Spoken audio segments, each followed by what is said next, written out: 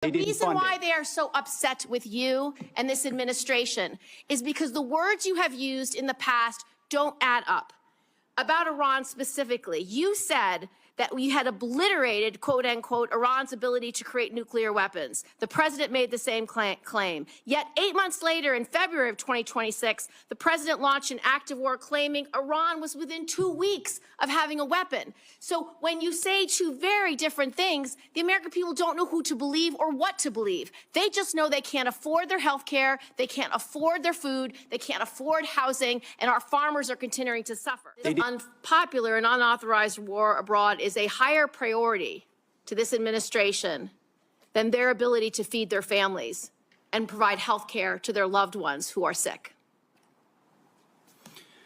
Well, Senator, you're talking about political trade-offs, and our job is to deliver for the United States military and the President of the United States. And we look at the cost of a nuclear Iran, and we want to prevent that for future generations. And that requires funding and supplementals and this budget and next generation capabilities. And that's why we're here today to request some of that to ensure we can ensure that Iran never gets a nuclear weapon. So you're essentially saying you're asking for literally $1.5 trillion for a war that President Trump said he already won.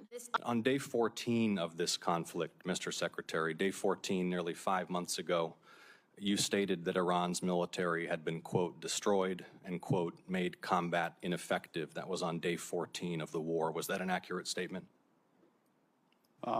They didn't have a Navy any longer. It was completely sunk. Their missiles were buried underneath a lot of their underground facilities, and their defense industrial base has been almost completely destroyed. So as far as a military assessment of Iran's capabilities, it didn't mean by any stretch of the imagination absolute zero, but their capabilities at the lowest level they've been in a very long time. On day 14 of this conflict, in the second week of the conflict, you stated that Iran's military had been, quote, destroyed and, quote, made combat ineffective. Was that an accurate statement?